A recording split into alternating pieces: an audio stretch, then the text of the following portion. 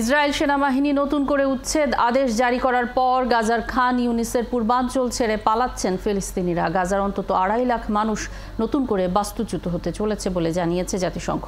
রাফাতে গত 2 মাসে অভিযানে প্রায় 900 জন হামাস যোদ্ধা নিহত হয়েছে বলে দাবি করেছেন ইসরায়েলের সেনাপ্রধান জেনারেল হেরজি হালেভি।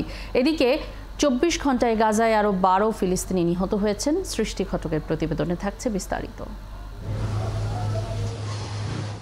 আবারও গাজার মানবিক অঞ্চলে বিমান হামলা চালিয়েছে ইসরায়েল। এই নৃশংস হামলায় অন্তত 12 ফিলিস্তিনি প্রাণ হারিয়েছেন বলে জানিয়েছে উপত্যকাটির স্বাস্থ্য মন্ত্রণালয়। মঙ্গলবার ইসরায়েলের ওই বিমান হামলায় একই পরিবারের 9 জন সহ মোট 12 ফিলিস্তিনি প্রাণ হারিয়েছেন। ইসরায়েলের হামলা শুরুর পর থেকে গাজায় কমপক্ষে 8572 ফিলিস্তিনি শিক্ষার্থী এবং অধিকৃত পশ্চিম তীরে 100 জন নিহত হয়েছে।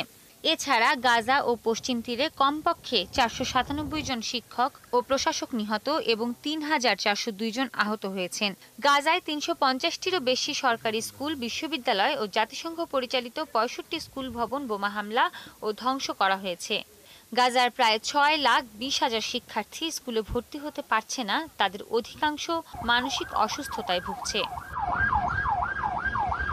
রাফায় গত 2 মাসে অভিযানে প্রায় 900 জন হামাস যোদ্ধা নিহত হয়েছে বলে দাবি করেছেন ইসরায়েলের সেনাপ্রধান জেনারেল হেরজি হালেভি।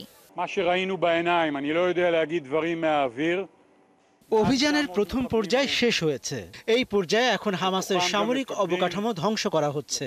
এসব অবকাঠামোর মধ্যে বেশ কিছু আবার ভূগর্ভস্থ। তাই রাফায় অভিযান শেষ হতে খানিকটা সময় লাগবে। এদিকে গাজার খান ইউনিসের শরণার্থী শিবিরগুলোতেও ইসরায়েলের অভিযান পরিচালিত হচ্ছে এবং সেখান থেকে গাজার বাসিন্দাদের সরে যেতে বল প্রয়োগ করছে তেল আবিবের সেনারা। জাতিসংঘের তথ্য মতে সম্প্রতি ইসরায়েলের হামলায় কমপক্ষে 2,50,000 ফিলিস্তিনি খান ইউনিসের শরণার্থী শিবির এবং তাদের বাড়িঘর ছেড়ে পালিয়েছে। এতে করে গাজায় বাস্তুচ্যুত মানুষের সংখ্যা দাঁড়িয়েছে 19 লাখের কাছাকাছি। বলা চলে গাজার প্রায় সব বাসিন্দাই কোনো না কোনোভাবে বাস্তুচ্যুত হয়েছে। সৃষ্টি ঘটক, 71।